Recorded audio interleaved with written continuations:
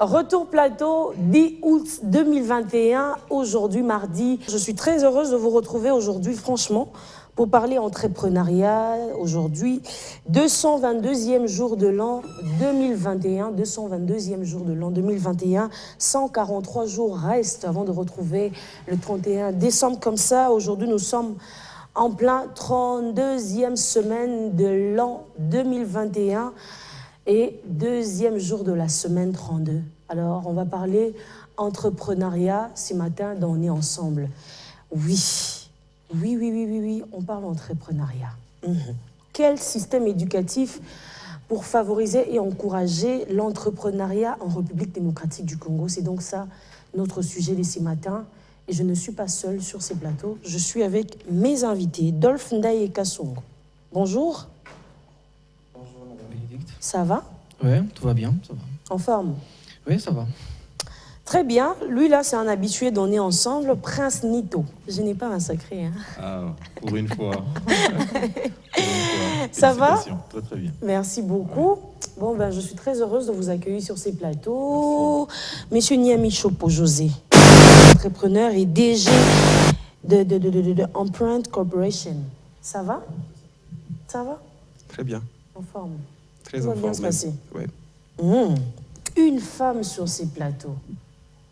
C'est la seule femme sur ces plateaux. Pas moi. Marie-Eunice Mbala, entrepreneur et formateur. Bonjour. Pourquoi on dit formateur et non formatrice? Elle ne sait pas. Mais pourquoi on a écrit formateur?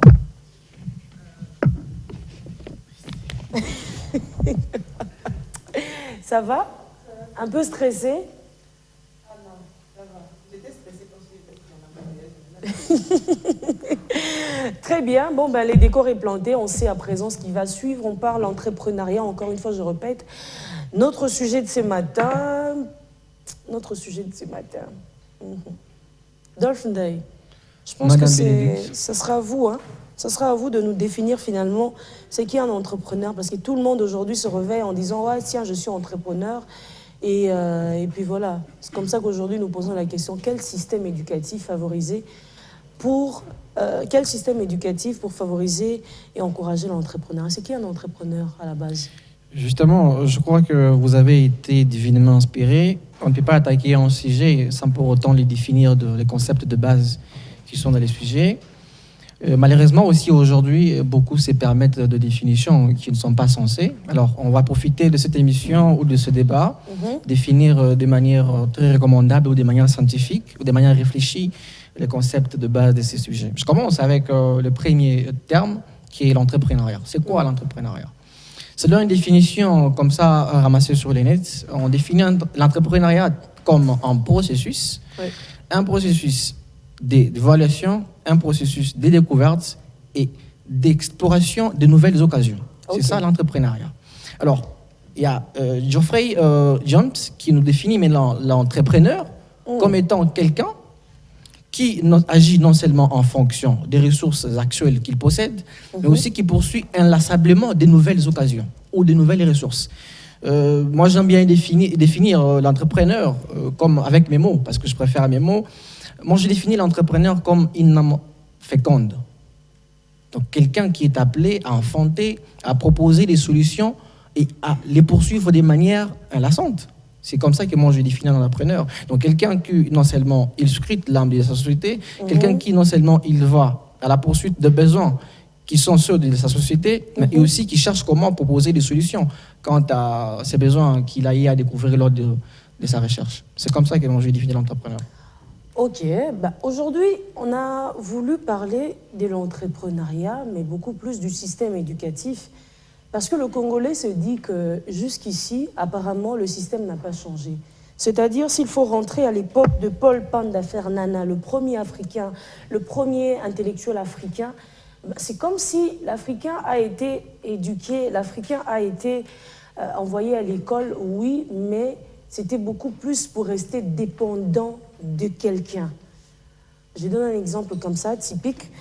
Aujourd'hui, on reproche l'intellectuel congolais en disant que c'est celui-ci, lorsqu'il va à l'école, il étudie, ok, il va à l'université, il termine ses études, mais à la fin, il sort de là sans savoir ce qu'il est censé faire exactement. En tout cas, pour la plupart du temps. C'est vrai qu'on dit que ce n'est pas en général, parce qu'on va pas tout mélanger, mais la majorité, en tout cas, c'est le cas. Faites un tour dans nos universités. Ouais, c'est vrai, vous allez entendre à Longina et par-ci, par-là. Mais demandez à cet enfant-là, demandez à cet étudiant, demandez à cette étudiante, qu'est-ce qu'il est censé faire exactement? Lorsqu'il se lance dans le marché de l'emploi, c'est compliqué. Résultat, il va faire des cours d'anglais par-ci, par-là, et ainsi de suite. Vous pensez qu'il est vraiment grand temps de chercher à changer le système éducatif? Je vais aller vers José. Merci beaucoup pour l'opportunité. Bon, moi, je me dis qu'il est vraiment temps parce que le système éducatif congolais, il est beaucoup plus basé sur la formation des détenteurs de diplômes. Ok. Ouais. On forme beaucoup plus de gens qui veulent avoir un titre académique, mais n'osent pas pour avoir la connaissance. Parce qu'un entrepreneur, un université, quelqu'un qui apporte la question à un problème, c'est tout. Alors, si on essaie un peu d'analyser tout cela, c'est diplômé, je vais poser la question de savoir qu'est-ce que vous savez.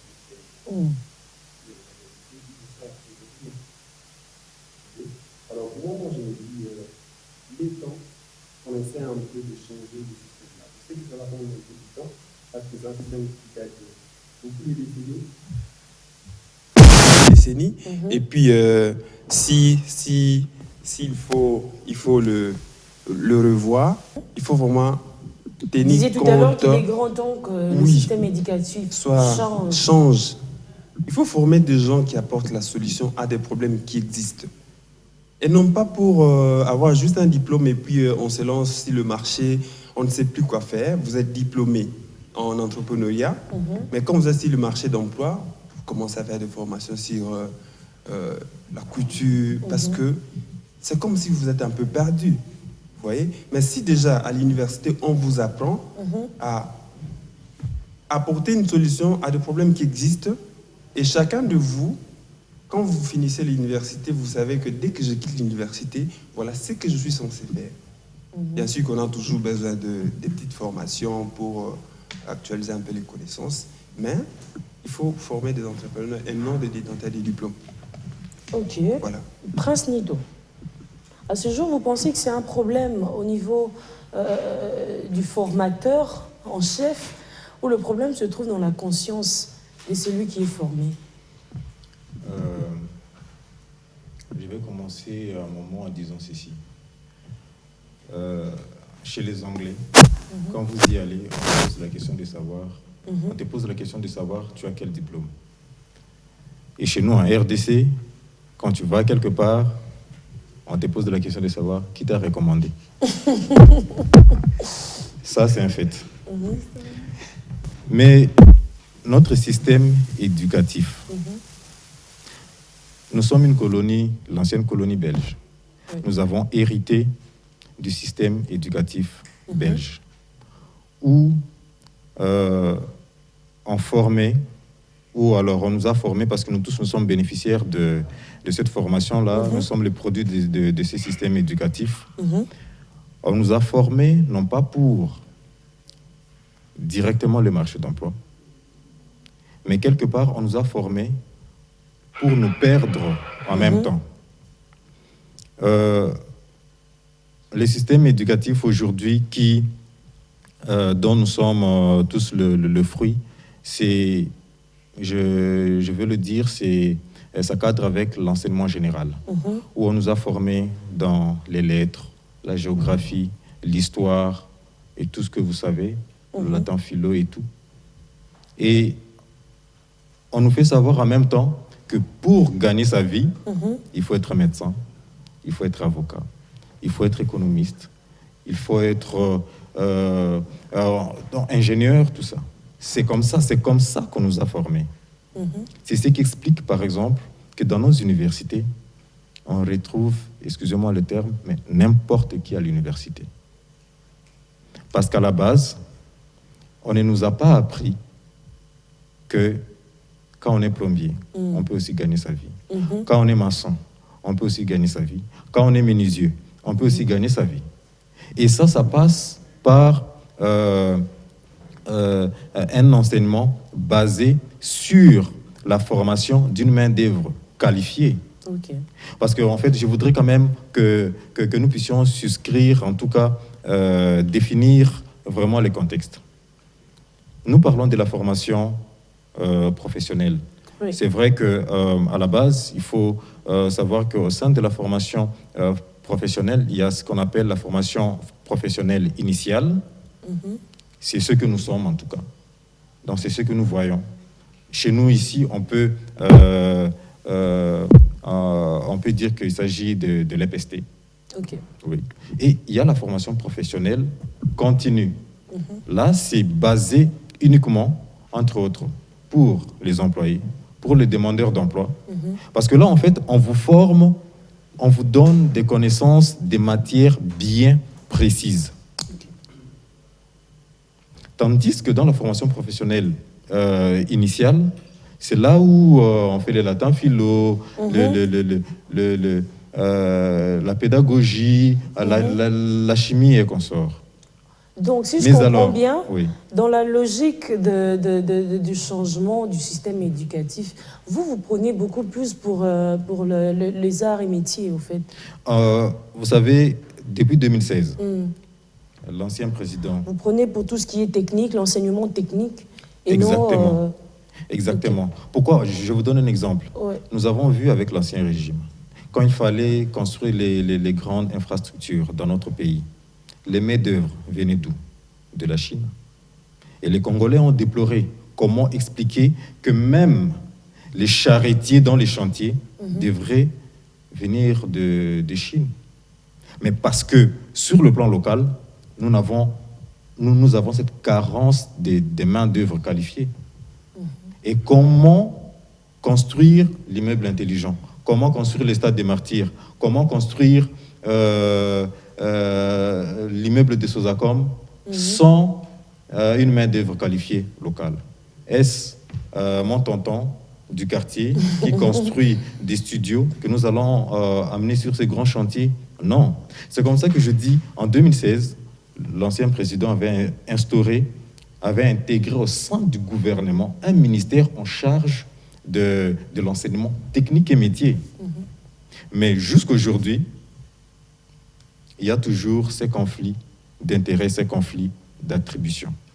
C'est-à-dire, en nous-mêmes, nous avons cette volonté, mais nous ne sommes pas encore, quand je parle de nous, c'est le gouvernement, parce que nous, on ne fait pas partie du gouvernement. On n'arrive pas vraiment à donner corps, à donner vie à ce ministère. Donc c'est un ministère, mais qui est vidé de son sens. Non, on ne peut pas... Après, je ne sais pas, mais je pense qu'à ce point, jusqu'ici, on ne peut quand même pas dire que on peut, moi, je ne vais même pas répéter ce qu'il venait de dire tout à l'heure. Bon, nous parlons du système éducatif et tout ça là et tout. Madame, vous êtes la seule femme à part moi sur ces plateaux. Je vous ai vu en train de bouger la tête pendant qu'il parlait et tout. Tout le monde a droit à la parole. Hein. Finalement, vous avez droit à la parole, vous aussi. Vous avez tout entendu. Qu'est-ce que la femme a à dire dans tout ça? Ce que la femme a à dire dans ce système qui est récent et actuel est que nous devons réellement changer les systèmes. Il est vraiment temps qu'on puisse le faire. Parce que pour ne pas dire que Monsieur Prince a eu raison sur toute la ligne, mais je prends juste une partie de sa réponse. Nous devons changer les systèmes, nous devons commencer dès le bas âge, déjà, à orienter l'enfant sur ce qu'il aime faire. Souvent, nos parents ont ces devoirs-là. Lorsque l'enfant grandit, de pouvoir remarquer que celui-ci, il aime faire telle chose. Celui-là, il aime faire telle chose. Et aujourd'hui, excusez-moi pour le terme, nous avons des parents irresponsables. Parce qu'ils ne cessent de pousser l'enfant à réaliser son rêve. Ce que lui n'a pas pu réaliser, il veut réaliser sur l'enfant. Mais ce n'est pas le rêve de l'enfant. Les pères veulent que non, fais les droits, sois avocat. Mais est-ce que l'enfant veut être avocat? Aujourd'hui, si on part au campus, on a beaucoup des étudiants du droit. Si tu leur demandes, est-ce que réellement toi tu voulais faire le droit, il te dira que non. Moi, c'est mon père qui m'a demandé de faire le droit. Moi, c'est ma famille qui m'a demandé de faire le droit. Avoir même que les autres disent que dès que je finis, je fais plaisir à mes parents. Et puis, parce que pour elle trouve que c'est ça. Pourtant, ce n'est pas ça. Mais c'est pas faux, hein. Sérieusement, c'est C'est vrai la qu'on en réalité. rigole. C'est vrai, moi j'avais un chauffeur, mon chauffeur, sérieusement, mais qui était avocat. Et à chaque fois qu'on se retrouvait le matin, il me disait, merde, ça la droit, hein. Nasa licencié en droit. Il n'y a Comprenez pas un de peu. saut métier après, Oui, il n'y a que de saut de genre. C'est ça, il n'y a Mais, pas de saut Il est quand métier. même grand temps qu'on en parle aussi. Il n'y a pas de son métier, c'est vrai. Et aujourd'hui, au Congo, c'est ça. Si tu dis à ton père que non, moi, je vais, par exemple, entreprendre, commencer un petit truc, me développer avec ça, son père lui dira que toi, tu penses que c'est ça qui va te faire devenir riche. Tu dois l'étudier pour aller apprendre à l'école. Parce que pour eux, ils trouvent que quand tu vas faire ça, c'est comme si tu deviens de plus en plus bête. Pourtant, ce n'est pas le cas. Ouais. De fur et à mesure, il acquiert de l'expérience. Et demain, il pourrait être le prochain Bill Gates, il pourrait être le prochain, celui qui a fait les KFC. Le prochain Mark Zuckerberg, Vraiment. pourquoi pas? Vraiment. Et c'est cette conception que nous devons changer. Que nous devons changer. Surtout, je viens exhorter les parents, parce que ce sont eux d'abord à la base. Je viens exhorter les parents que nous devons suivre le rêve de nos enfants et non leur imposer. Parce que quand nous leur imposons, ils ne vont pas jouir complètement de ce qu'ils voulaient faire. Mais ils vont faire à moitié. Ils vont faire à moitié le travail. C'est pas ça notre objectif. Nous voulons avoir autant d'entrepreneurs dans notre pays. Notre pays est très riche. Et jusque-là, il y a un tiers, seulement je peux dire, même pas un tiers, des choses qui se sont déjà développées dans notre pays. Pourquoi est-ce que les autres restent les bras croisés? Oui, Mais Prince. je voudrais quand même réagir sur un point, sur l'orientation de nos parents. S'il vous plaît, nous sommes tous nés dans ces pays. Je vais vous dire par exemple moi, j'ai mûrissé en moi quand j'étais enfant l'idée de devenir un jour pilote. Mais au Congo ici, où se trouve un cadre où je vais aller apprendre à piloter un avion. Ce qui fait qu'à un moment donné, En fait, Prince, les excuse-moi, c'est pas moi, mais c'est Dolph qui rigolait tout à l'heure. Du coup, il m'a contaminé. oui, je comprends. Non, mais c'est Bon, pour on dire a quoi. compris, c'était ton rêve. Il voulait devenir Exactement. pilote. Heureusement qu'il Voilà. pilote le micro de Biwem. Exactement. Vas-y. Donc, c'est comme ça que nous nous retrouvons. Pour la plupart des cas, nous sommes en train de faire, ou alors nous réalisons des choses. Nous réalisons des choses comme ça sur l'État. C'est seulement aujourd'hui, face à mes co-débatteurs, entrepreneurs aujourd'hui, c'est à leur âge qu'ils se rendent compte que mon rêve d'enfant, c'était de devenir entrepreneur dans tel domaine.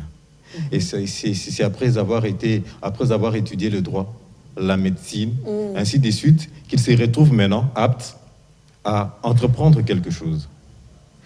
Mais maintenant, pour appuyer quand même ce que mon ami vient de dire tout à l'heure, c'est vrai, quelque part, c'est nos parents ce sont nos parents qui nous dictent. À l'université, nous sommes en Jean 1, il y a un ami qui est fait, non admis à la faculté. Nous sommes à la fac de lettres, en SIC, et il nous dit, l'année prochaine, non, je ne reviens pas ici, je vais faire la médecine. Tout le monde se dit, mais c'est pas normal. Tu quittes les lettres pour la médecine, mais ça ne va pas la tête. Mais on a été étonnés. Sa place, c'était en médecine. Ok. Parce que depuis qu'il a commencé, il n'a fait que réussir et aujourd'hui, il a fini ses médecins. Mais en venant en lettres, c'était sur conseil des parents. Alors, en tout cas, pour chuter et laisser la parole aux autres, c'est une question d'infrastructure. En fait, le cadre, notre pays jusque-là manque des cadres appropriés pour orienter chaque personne. Parce que ce n'est pas tout le monde qui peut aller à l'université. Ce n'est pas tout le monde qui peut aller à l'Institut supérieur. Dolph, ça va, un peu refroidi? Oui, je respecte beaucoup l'intelligence, ou les intelligences avec moi sur cette table, mais je crains qu'à ces rythmes, qu'on aille dans tous les sens. Il y a certains propos de mes co-débatteurs qui m'ont un peu lésé. Il y a ceci, avant d'attaquer la question qui est celle de la révision du système éducatif, il faut d'abord comprendre, ou il faut carrément scruter l'actuel système. C'est quoi son souci, c'est quoi son problème, et que faire par après. Mais si on commence à critiquer dans tous les sens le nouveau système sans aussi tenir compte de ses avantages, on risque de faire du gâchis. Parce que nous tous qui sommes sur cette table, enfin sur ces plateaux, nous sommes tous produits de ces systèmes. Vous voyez que vous parlez d'entrepreneuriat, donc c'est pas impossible de parler d'entrepreneuriat étant produit de ces systèmes. Alors, Madame Bénédicte Yassisi, l'actuel système n'a pas beaucoup de problèmes. Pas beaucoup. Il faut juste toucher quelques points. Moi, en quelques mots... Mais où se trouve le centre du problème? Justement, en quelques mots, moi je me dis ceci. On doit juste changer la stratégie. On doit juste changer les cibles. Ces cibles, qu'est-ce qu'elles disent? Il y a ceci. Au lieu de continuer à proposer les gens qui sont dans « je suis diplômé, donc je suis », moi je propose plutôt qu'on transmute ou qu'on mute vers le « je réfléchis et je propose, donc je suis ». Ce que vous n'avez pas réussi à dire, c'était au lieu qu'on continue dans le système de niancologue. En quelque sorte. Les niancologues, ça veut dire c'est quelqu'un qui sait tout faire. Bien sûr, qu'il sait tout faire et qu'il pense qu'il sait tout faire par rapport au diplôme qu'il a. Bon, ça c'est un point. L'autre point, je vais revenir rapidement sur les propos de M. José, excusez-moi, mais dire que les produits qui viennent de ces systèmes, quand ils sont sur le marché, ils ne savent rien, moi je trouve que c'est un peu exagéré. Parce que vous qui êtes en face de moi, vous êtes issus de ces produits, vous savez faire quelque chose. Donc arrêtez d'attaquer dans tous les sens l'actuel système. Arrêtez d'attaquer dans tous les points. Arrêtez d'attaquer dans tous les sens. L'actuel système, il n'a pas beaucoup de problèmes. Il a quelques soucis qu'il faut revoir. Si vous permettez, Madame Bénédicte, j'étais en train de lire un penseur, écrivain congolais, que vous connaissez peut-être. Je vais voir les noms rapidement. C'est Kelale Kabila. Kelale Kabila dit ceci sur le système colonial qui est le nôtre actuellement, que nous utilisons. Il dit l'enseignement colonial avait fait des Congolais un être faible, un être affable, obéissant, craintif, allergique au changement, amoureux de valeurs étrangères et surtout passif et n'ayant aucune confiance en lui. Cela d'abord le premier péché de ces systèmes. Vous comprenez d'où nous sommes partis? Donc c'est un système colonial que nous continuons à porter ou à supporter ou carrément à utiliser jusqu'aujourd'hui. Ce qu'il faut juste faire, je veux aussi rapidement en proposant... Vous me rejoignez finalement. Quand j'ai commencé cette émission, je n'ai pas cessé de parler de Paul Panda. Justement, enfin, le premier intellectuel africain qui se trouve être congolais et qui a été du Congo central justement. Un modèle pour moi. Éduqué, enseigné, orienté, mais dans tout ça pour être dépendant de quelqu'un, etc. Nous en savons quelque chose. C'est pour ça qu'on en parle aujourd'hui. Malheureusement. Permettez, il y a M. Prince que j'aime et je respecte beaucoup. Quand il dit qu'on ne peut pas produire des entrepreneurs quand ils ont fait les droits, la médecine et ce qui va avec, c'est faux. Quelqu'un peut avoir fait la médecine, il peut avoir fait les droits et devenir par la suite entrepreneur. Ce qu'il faut juste voir, c'est le contenu de ce qu'on nous donne à l'université ou à l'école. C'est ce qu'il faut revoir. Mais apparemment, déjà, pour ce qui concerne le contenu, ça ne va pas. Mais c'est justement même si ça. C'est pas le débat du jour, mais là-bas, déjà, le contenu ne se donne pas de la plus belle manière. Le contenu n'est pas celui-là, je suis d'accord avec vous, mais je voulais justement revenir sur ces propos pour permettre aussi à ceux qui nous suivent. Apparemment, vous évoluez dans la politique des bibotos, c'est-à-dire au Betty Koto. Et puis, on va ramasser rapidement. Je reviens rapidement chez Madame Ministre. Merci, c'est même pour ça que je respecte beaucoup plus les dames. Merci pour votre intelligence brillante. Elle a posé un problème fondamental et j'aimerais aussi insister sur ça rapidement. Quand elle dit que l'un des facteurs ou l'un des problèmes ou influenceurs sont nos parents. Ça, c'est vrai. Non seulement nos parents, je n'aimerais pas qu'on se limite là, mais je dirais aussi que c'est l'école. Dans les écoles organisées, des écoles sérieuses, quand on est au niveau du cycle d'orientation, il y a des gens qu'on appelle des conseillers pédagogiques ou des conseillers d'orientation. Si ça n'a pas été fait au niveau de la maternelle, ça s'est fait au niveau du CO. Ça veut dire quoi? Ça veut dire que ces conseillers sont en quelque sorte des psychologues, si on peut le dire ainsi. Oui. Ils ont des moments d'échange avec les élèves.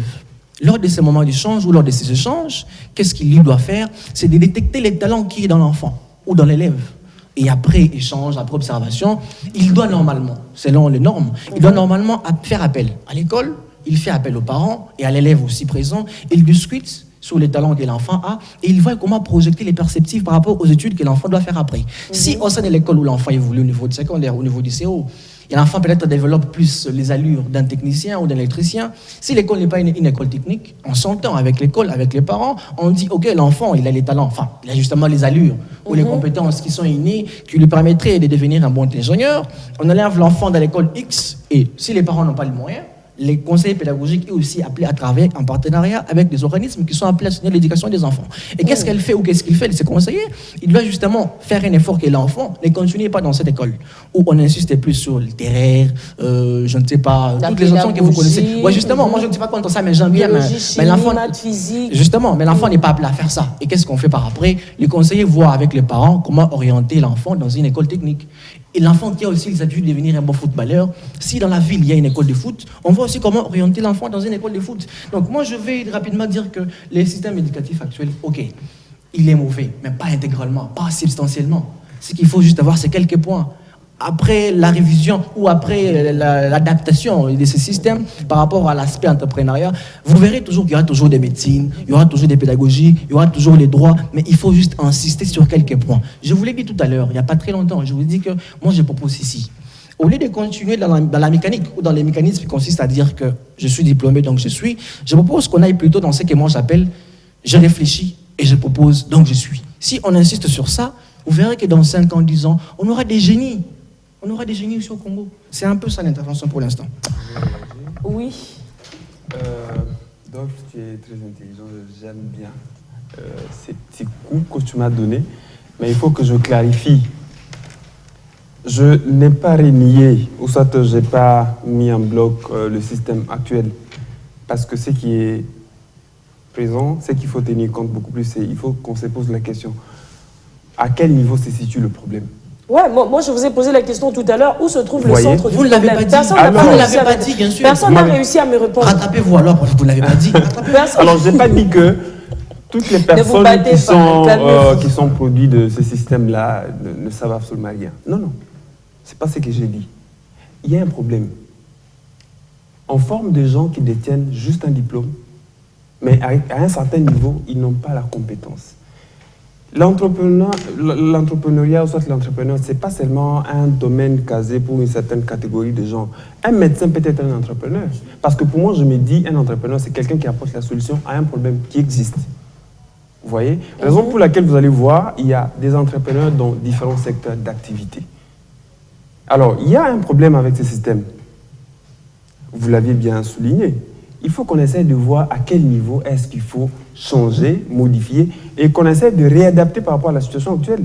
Alors, on a copié un système qui n'était pas le nôtre, et on continue. D'une destinée à une autre, il y a mon ami Prince qui l'a souligné aussi. Les Anglais, ils posent la question, qu'est-ce que tu es capable de faire?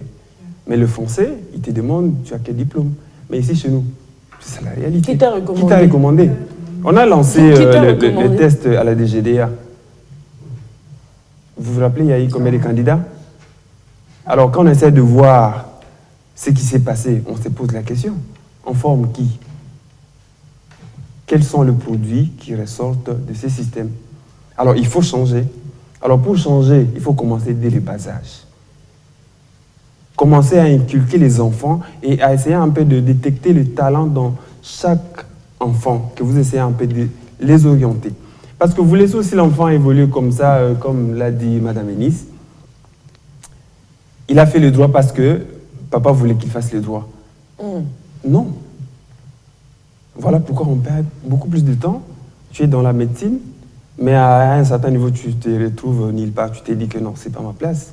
Donc, vous affirmez que le problème n'est pas seulement au niveau de l'État, mais on devrait par contre commencer ce processus à partir de la maison. Voilà. C'est-à-dire les parents ont un grand rôle ou ont un grand rôle à jouer dans le système éducatif des enfants. Voilà.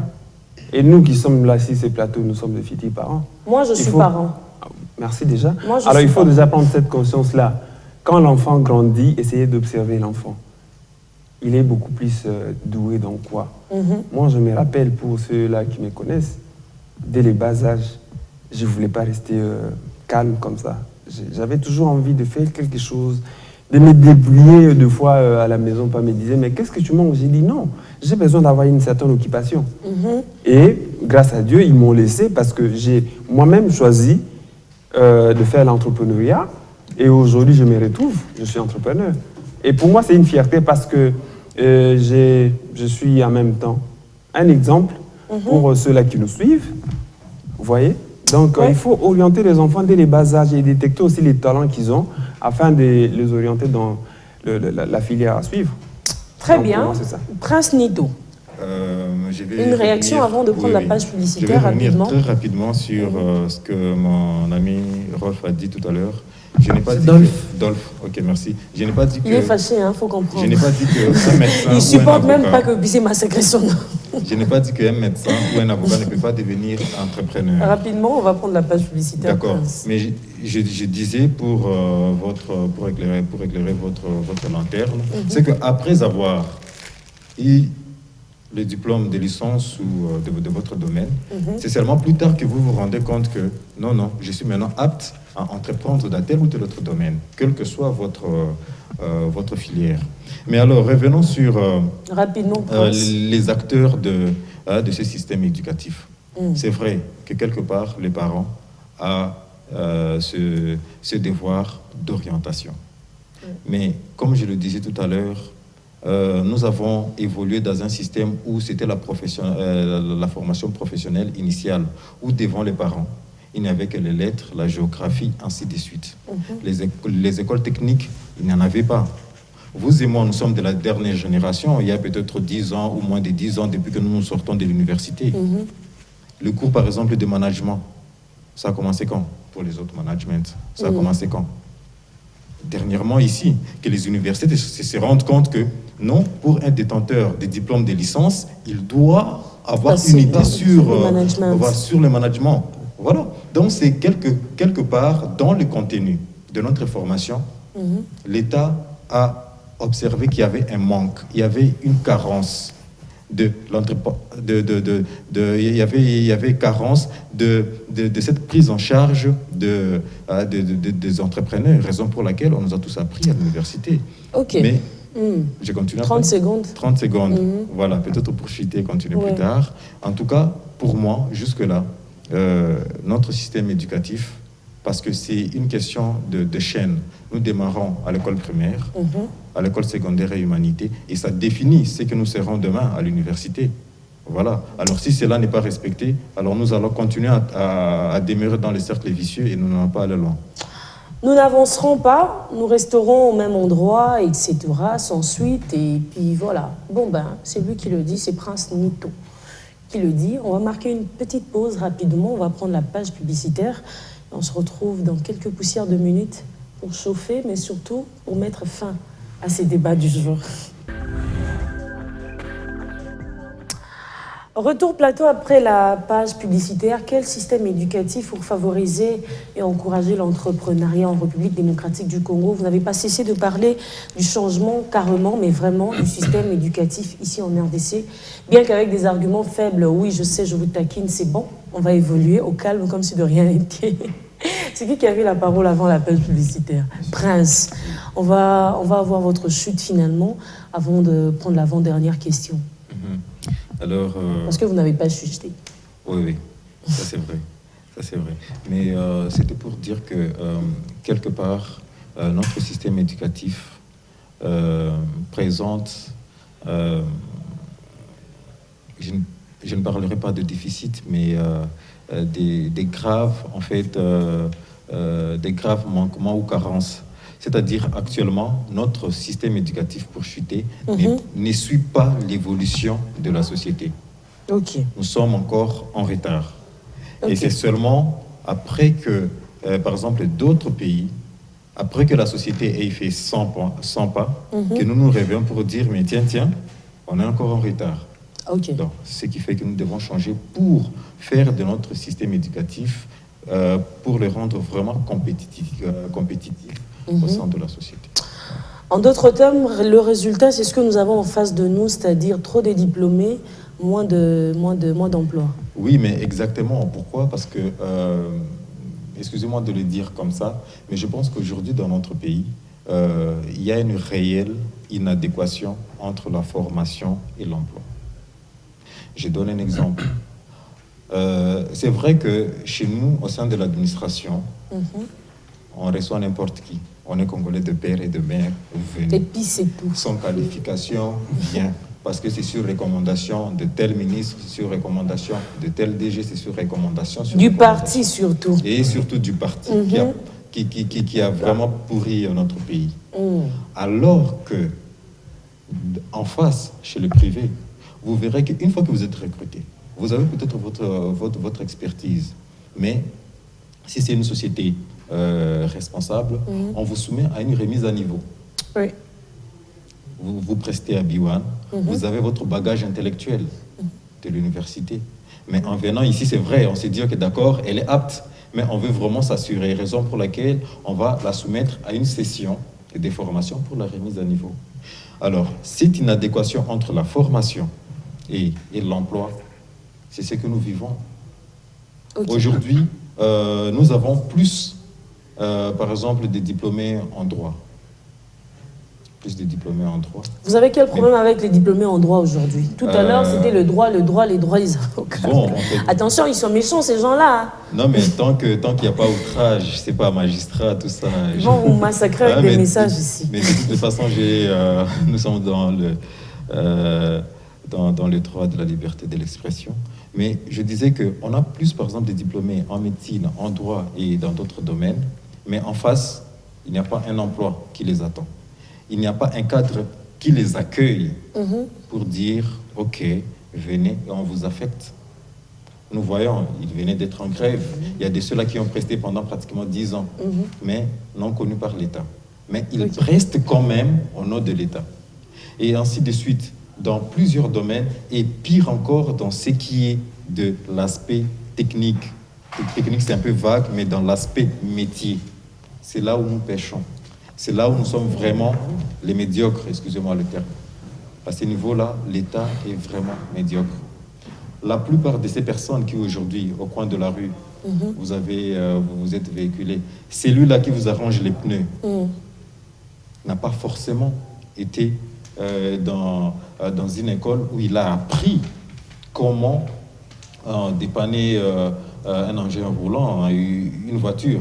Pour la plupart des cas, ce sont des personnes que je circonscris dans la formation par l'apprentissage.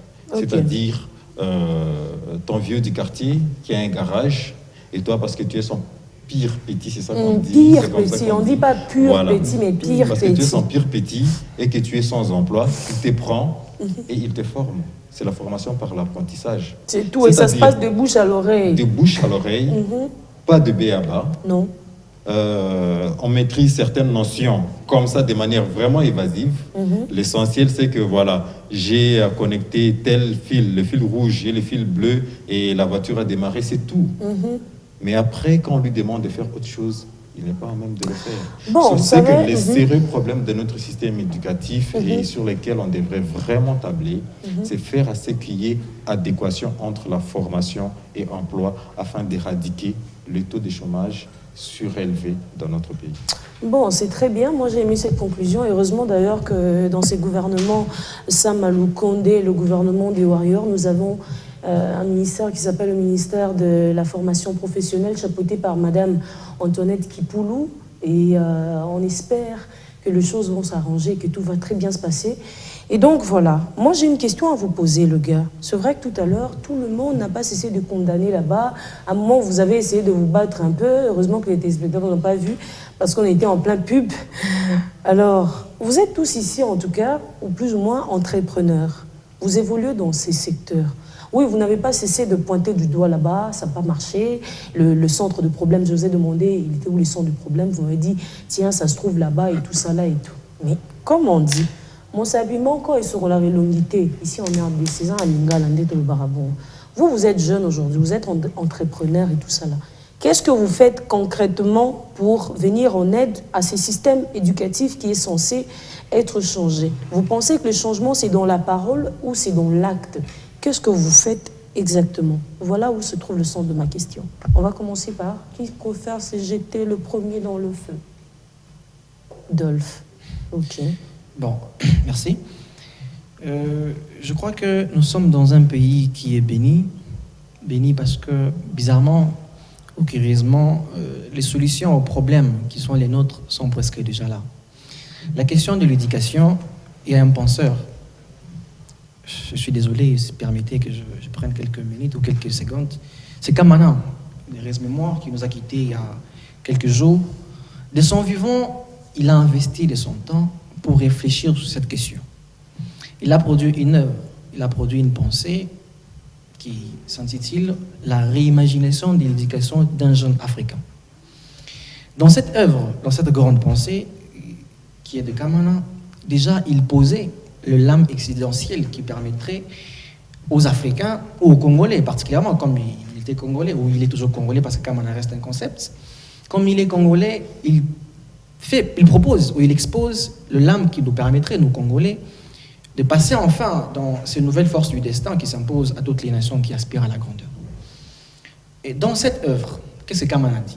Il commence d'abord par toucher un point. Il dit, si on veut parler d'entrepreneuriat aujourd'hui, si on veut parler de transmutation, certes, certains auront tendance à nous dire que c'est un système qui n'est pas le nôtre, c'est un système qui est étranger, c'est un système qui est occidental. Hier, heureusement, je suis tombé sur une œuvre de Guillaume Mangiolo. Il dit ceci dans L'homme et la structure. Il dit la culturation exige qu'on tire avantage des avancées au progrès scientifique et même culturel d'autres contrées, sans bien entendu se départir de nos fondamentaux. Cela veut dire que si certaines âmes considéraient aujourd'hui que le fait d'affatiser notre système éducatif sur le point où les pivots de l'entrepreneuriat serait une façon peut-être de blasphémer le système qui est le nôtre, qui est colonial d'ailleurs, très ancien, serait une façon de blasphémer, c'est faux. On peut bien sûr embrasser cette possibilité qui est celle d'accepter les allures entrepreneuriales aujourd'hui, mais justement il faut voir comment l'adapter avec les conditions qui sont les nôtres. On peut bien devenir entrepreneur, mais on ne continuera pas à utiliser les méthodes que les Français utilisent. Parce que le M. Prince qui disait tout à l'heure qu'en France, on demande quel diplôme tu as. C'est un peu comme chez nous aussi. Là, vous nous parlez de pistes de solutions. Moi, je posais ma question est simple. Oui. Vous êtes ici à donner des leçons, etc. Comme si c'était facile à faire, comme si c'était de l'eau à boire. Ouais, on prend de l'eau, on boit et puis c'est tout. Hein. On passe à autre chose. Vous, qu'est-ce que vous faites exactement en tant qu'entrepreneur? Vous faites quoi? C'est un peu C'est quoi cette pierre que vous apportez justement à l'édifice de cette éducation qui est censée être réformée? Je crois, Madame Bénédicte, c'est une erreur qui est la nôtre. Les Congolais, quand on pose une question, ils ont tendance à attaquer directement les noyaux des problèmes posés. Mais moi, je fais ce qu'on appelle la généalogie. Quand on me pose un problème ou une question, je fais d'abord un souci de voir la source ou les points de départ, puis j'arrive à ma solution à moi. Proposer directement ou dire ce que moi je fais ou ce que nous faisons déjà, je crois que ça serait un oreille déplacé. Voilà pourquoi je suis revenu sur ce que les Congolais, qui sont nos compatriotes, ont déjà fait, ce qu'ils ont proposé, en commençant d'abord par une chose qui ne s'achète pas avec des dollars, qui est la pensée. Donc il y a des penseurs qui ont déjà mis en place des solutions qui peuvent nous permettre, nous autres, d'utiliser et aller de l'avant. Alors j'arrive chez moi, comme vous allez bien que je vous le dise. Je suis par bonheur président d'une ASBEL, Géreco ASBEL, Jeunesse de la Reconstruction. Depuis quelques moments, nous travaillons sur un projet qui s'intitule Orientation. Orientation s'inscrit dans la mécanique que je parlais tout à l'heure quand j'attaquais les propos de Mme Eunice, qui permet justement au niveau du cycle d'orientation, première et deuxième CO, comment travailler avec l'école, avec l'élève et les parents pour orienter les enfants selon le talent qu'ils ont, selon les attitudes qu'ils ont, les compétences qu'ils ont, ou tout ce qui va avec. Qu'est-ce qui va suivre après que vous êtes président d'une sorte de parlement pour enfants? Non, ça ce n'est pas faux, parce que, bien sûr, ce n'est pas faux, parce que l'ASBEL dont je suis président, nous travaillons plus avec les enfants. Il y a une phrase qui est la mienne, mais que j'aime beaucoup, j'ai dit ceci: il y a un meilleur moyen de travailler pour un Congo fort et prospère que de travailler avec les enfants.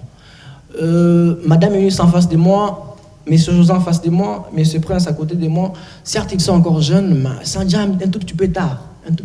Comment ça tard? Il n'est jamais trop tard pour bien faire. J'ai dit un tout petit peu tard. Les efforts qu'on oserait bien faire pour l'instant, ça ne sera pas efficace. La meilleure façon, moi je crois. Si. Je comprends votre optimiste qui est aussi en même temps naïf, permettez-moi. Pas naïf. Non, merci de me corriger ça. Permettez-moi. Merci de me retirer ça, s'il vous plaît. Moi aussi, je vais demander tard par rapport à quoi? Oui. J'ai dit, comprenez-moi. Vous ne trouvez pas que c'est un peu prétentieux de votre part, non? Parce que non, comprenez-moi. J'ai dit ceci. Ce n'est pas définitivement tard. C'est un tout petit peu. C'est le petit peu là qu'on ne veut pas en fait. C'est comme un mais dans une phrase. Vous voyez comment ça annule la phrase?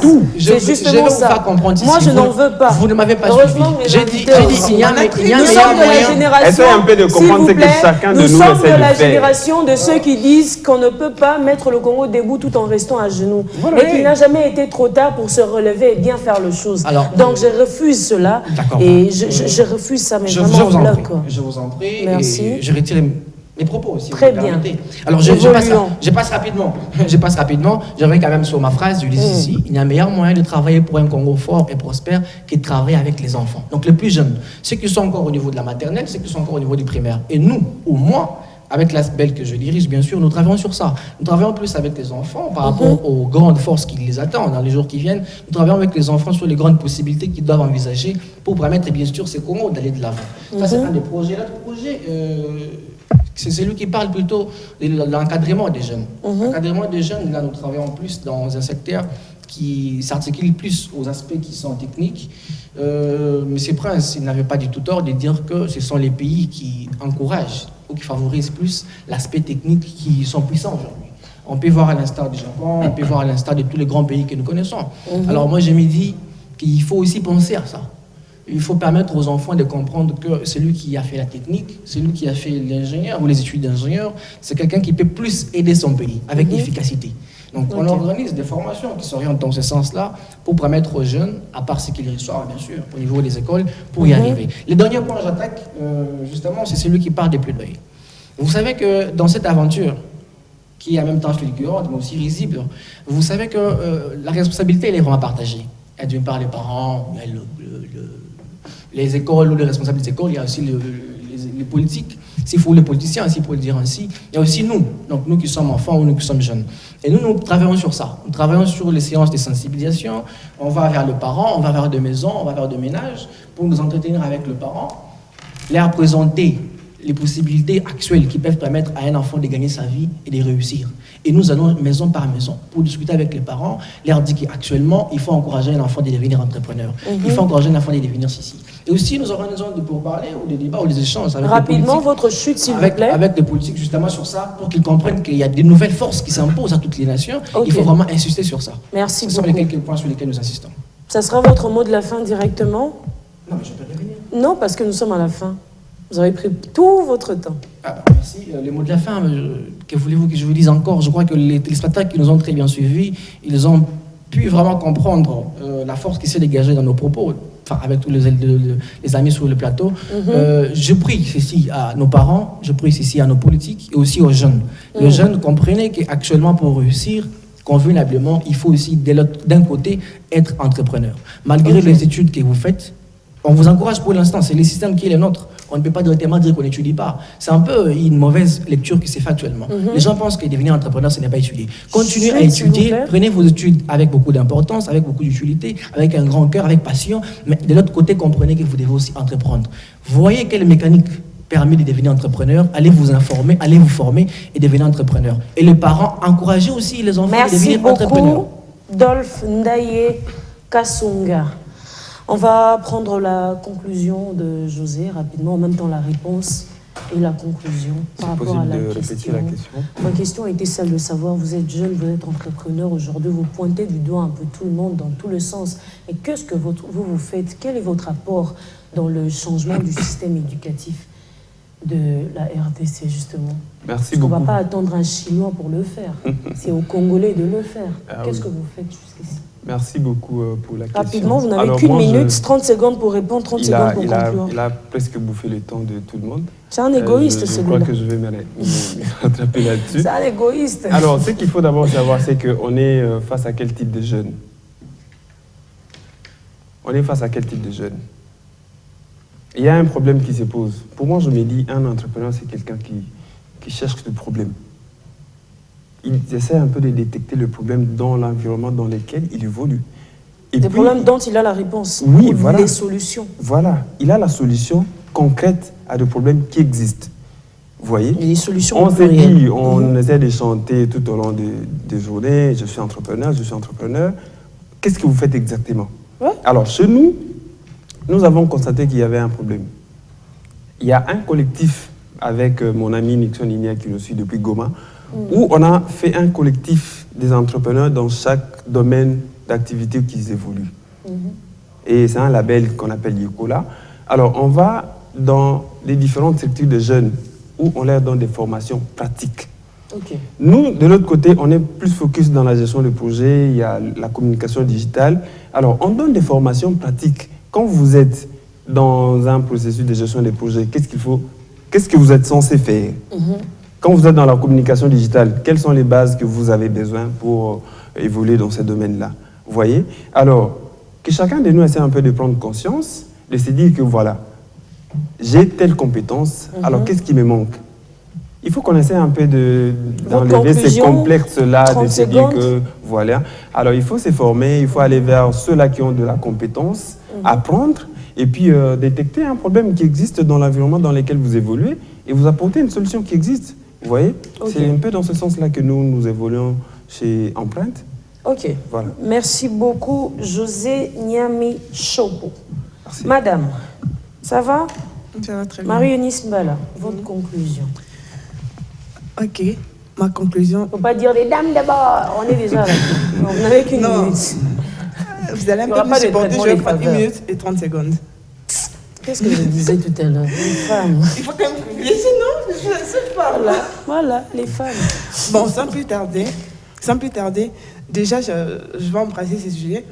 J'évolue dans un domaine de transport et puis dans un domaine Elle a oublié. de la restauration. Voilà. De la restauration. La restauration.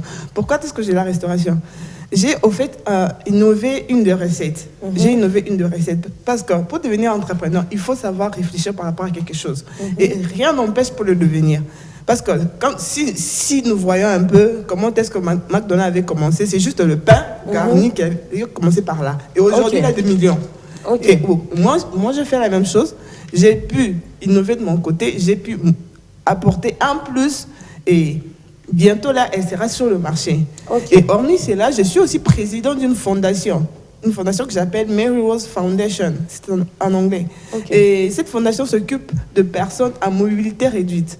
Je pense que vous avez remarqué quand je suis entrée ici, j'ai quelques difficultés. Et c'est un problème que j'ai constaté ici au Congo. Ce sont des personnes qui sont négligées. Et moi, je veux valoriser ces personnes. Je veux que nous Les puissions personnes être vivant avec handicap. Oui.